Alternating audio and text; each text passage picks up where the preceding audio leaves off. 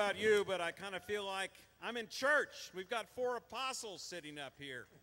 And in honor of that, I thought I'd say this. In the beginning, God created the heavens and the earth.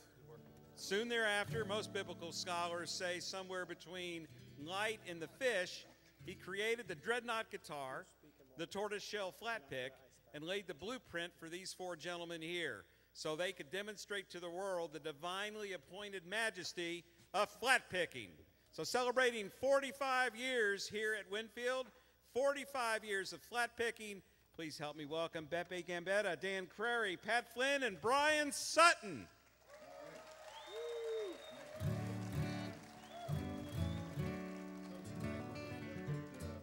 Flat picking in Winfield, but also beyond Winfield, and all of the famous guys that we have known that have done this wonderful music. And we thought we'd start with a tune that was a favorite of Doc Watson's, and when he did it, he loved for people to sing along with him. So we're going to do a little bit of Way Downtown. We hope you'll join us on the chorus of this. Okay, well, I have the honor to start the evening. That's Please. fantastic. 1, 2, 3.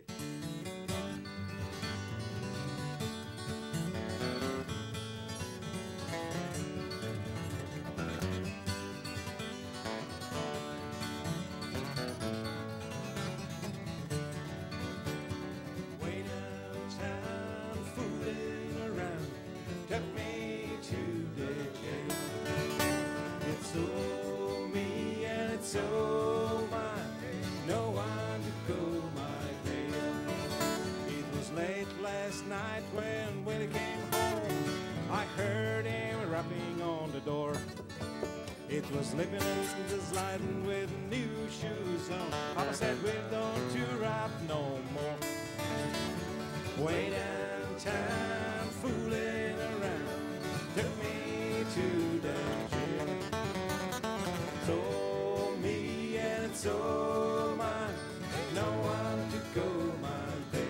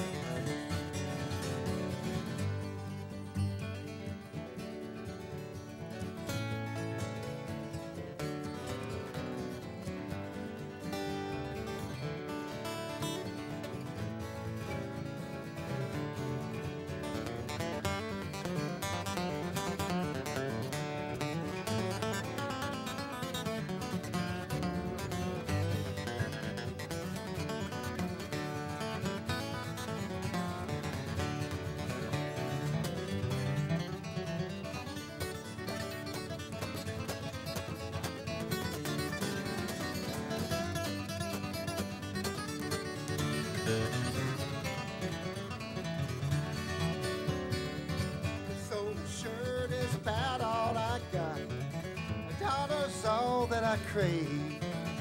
I ain't brought nothing with me into this old world. I ain't gonna take nothing to my grave. Way downtown, fooling around, they took me to the jail. Well, it's all me and it's all mine. Ain't no one to go my bail.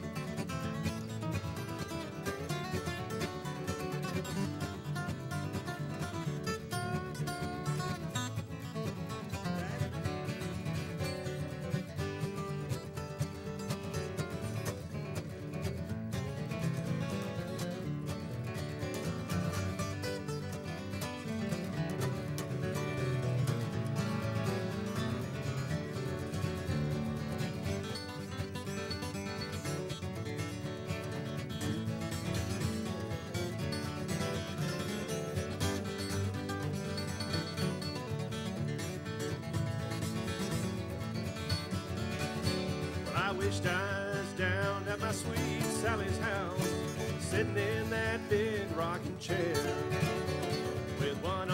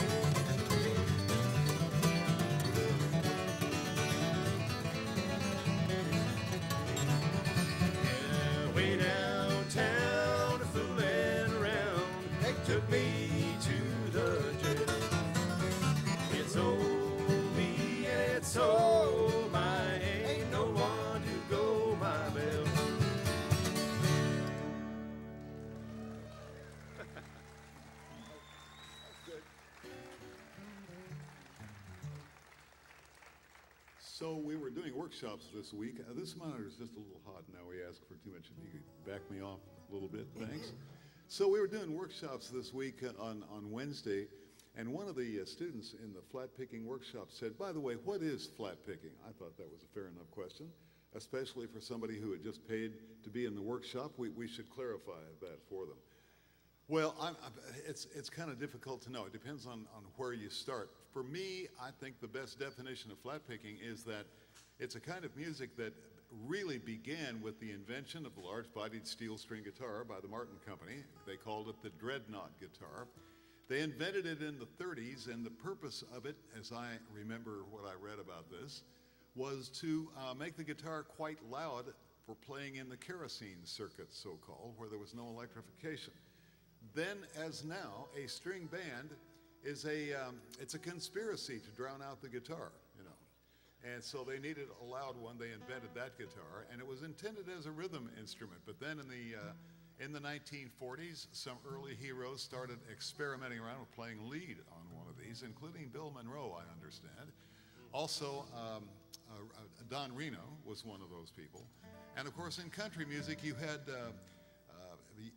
had Hank Snow, who was a lifelong flat picker, and he was at one point the only person making hit records in America playing flat picking solos in between the verses. So we have to give a little hats off to Hank Snow at that time. When I was a kid learning to play in 1952, you couldn't hear acoustic guitar on the radio much. You heard it behind country music stars once in a while. But in 1966, let me see if I can say, is it 66 when Elvis first appeared? 56. I mean 56, so when he appeared on the Ed Sullivan Show. That was a big year for Elvis. The big year for Elvis. I'll tell you what else it was. It was the start of the rise of the guitar to become the international instrument, because at that moment, most Americans had never seen an acoustic guitar on their television sets. Not on national programming anyway. You mean they didn't see them on their television sets in the mid-30s? The picture flickered. Trick question, sorry. The picture flickered so much you couldn't see what kind of instrument it actually was. Is it going to be like that all evening?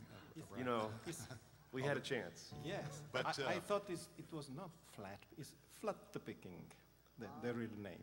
Flat picking? Flat picking, Yeah. as we call it. So That's finally, easy for you to say. along came, of course, Doc Watson, and nobody had seen anything like that very much. And so we had flat pickers before, but he was the monument. You know, he was the guy that made the instrument international. And when we made our film called Primal Twang, which I have a whole bunch of for sale, please take them home later. When we made this film, Doc was the first person that I called to appear in the film. And I said, Doc, we want to tell the story that when you and Merle took the guitar internationally and took it all over the world, that was the start of the rise of the guitar. And he said something interesting that I can still quote. He said, well, Dan, I'm not all puffed up about it, but I'd like to have that story told. And you can tell that he believed that story as well. So it's sort of Reno, it's sort of Hank Snow, it's sort of the Stanley Brothers had, help me out here. George Shuffler. George Shuffler, thank you. Stanley Brothers had George Shuffler in the late 50s. I asked Ralph one time why they made records with only 3 instruments, with the banjo and 2 guitars. And he said that the president of King Records, Sid Nathan, loved bluegrass music, but he didn't like mandolins, fiddles, and basses much. That's what he told me, so help me. Maybe with tongue slightly in cheek, but so they made some incredible records with the main lead instrument beside the banjo as the guitar of George Shuffler. So you should hear those from the late 50s. Then in the 60s came along a guy named Clarence White, who was a master flat picker out in California.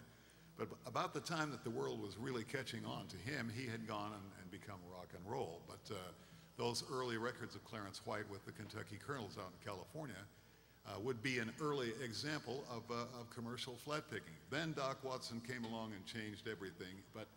But in bluegrass, it was a little bit slow to get flat picking accepted. So when our band in 1969 went down to Carlton Haney's festival in Camp Springs, North Carolina, We were the only band that featured a flat picker. There were a couple of people who could flat pick on other bands. Larry Sparks was there, but they were not featuring him much as a soloist. And Charlie Waller, it turned out later, was a very handy flat pick soloist, but he just didn't do it much. And so we were sort of alone and lonely there, and we didn't know if it was going to be accepted or not. The first set that we played with flat picking solos at that festival was quite controversial. The applause was sort of like, you know, the sound of one hand clapping. But then they kind of got with it after the second half, and it was okay. The band before us, by the way, in 1969, bands were being booed off of bluegrass stages if they had drums, electric instruments, or anything too progressive. And the band that had been on right before us had been literally dragged off of the stage to boos and hisses by Carlton Haney and his audience. And so there we were trying to flat pick and get some acceptance for that. And so we did. And I was real nice as the MC, and I came off the stage thinking, well, I really saved our butts because they are not hanging us from those trees over there, this sort of hostile audience. Got back to the dressing room, and there was Ebo Walker, who was the bass player for our band, and he was looking at, I thought they'd be, well, Dan, you did a nice job, and you didn't get us killed here.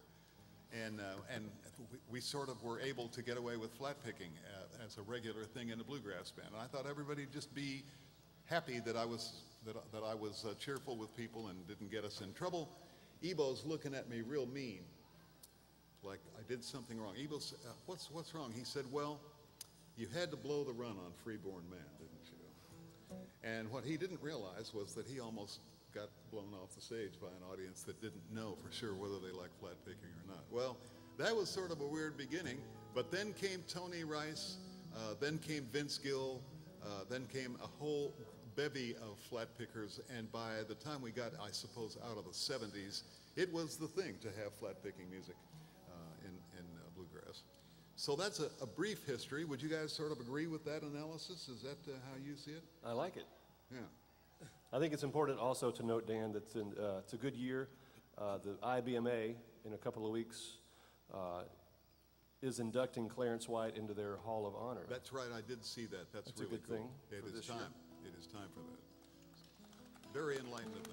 Well, let's play another tune here, and then we're going to go to these guys individually to reminisce and tell some stories. This is a tune called the Columbus Stockade Blues. I don't know if you know it, a song called Dublin Blues by Guy Clark, but there is a line in that that goes, and I have seen the David and the Mona Lisa too, and I have heard Doc Watson play Columbus Stockade Blues. So is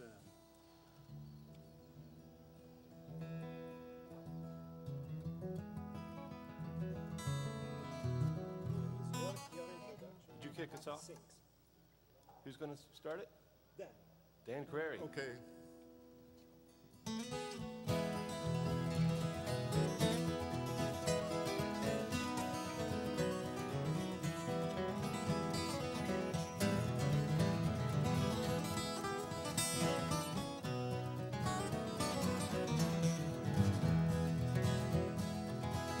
Way down in Columbus, Georgia, I dreamed I was down in Tennessee. Way down in Columbus Stockade, my friends have turned their back on me. Sing it with us now. You can go and leave me if you wish to. Never let it cross your mind. Deep in your heart, you love another. Leave me, little darling, I don't mind.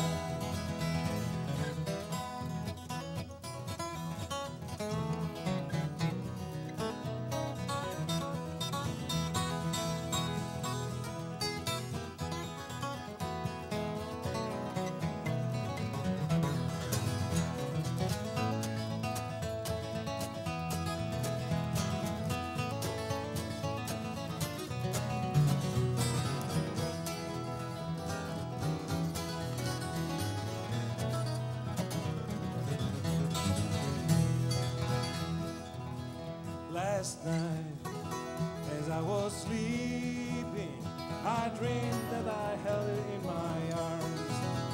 A but I woke up. I was mistaken. I was peeping through the bars. Go and leave me if you wish to. Never let me cross your mind. But in your heart, you love another. Leave me, darling, I don't mind.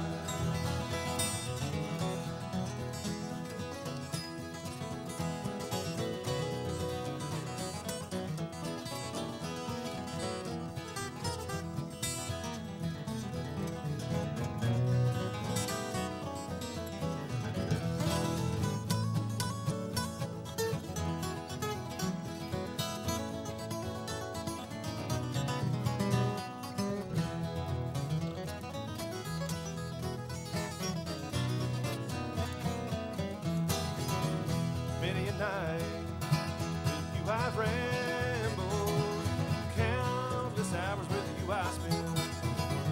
Thought I had your love forever, but I find my love it's only left.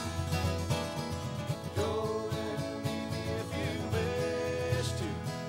Never let me cross your mind.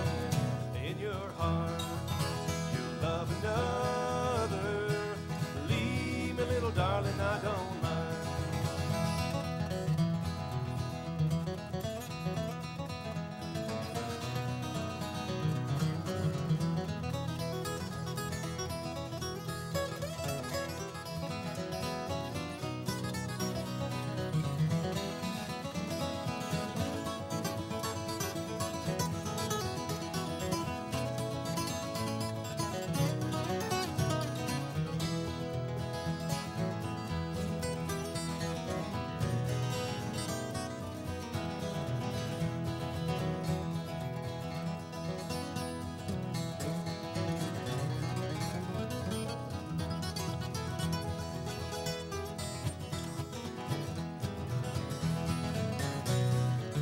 Sing one more time. Go and leave me if you wish to. Never let me cross your mind. In your heart, you love another. Leave me, little darling, I don't mind. Leave me, little darling, I don't mind.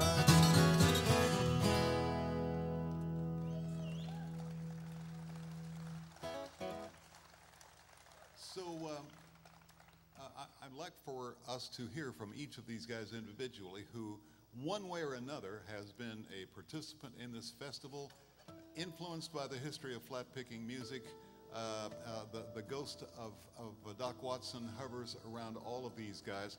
And let's just begin with Brian down there on the end. Would you tell us a little bit about yourself and what's a story from your flat-picking experience that might keep people entertained here at midnight on a cold Winfield night? Your name and when you went, where you went to camp?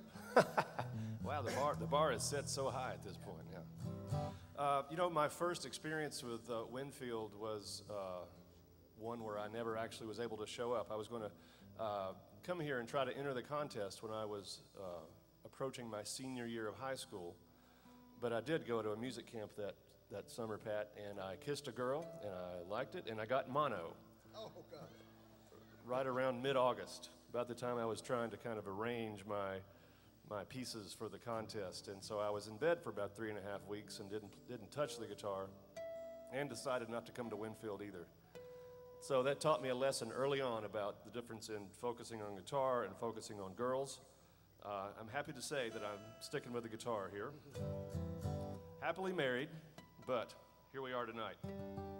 But yeah, I grew up in North Carolina, Western North Carolina, and Doc Watson was the first sort of big name guitar player that I got to see live. It was just amazing. I used to play this little Fiddlers Festival in Union Grove, North Carolina, that had a pretty big bluegrass festival associated with it, but this was sort of a smaller event, kind of like this, just on a really small scale with some contests and playing, and they would sometimes have Doc come in and perform on the big Saturday night set, and it was just such a treat. I would record all the shows that he played. At that time, it was Doc and Merle and Jack Lawrence and T. Michael Coleman. just a big wall of sound. Doc playing banjo and harmonica and Merle playing his slide.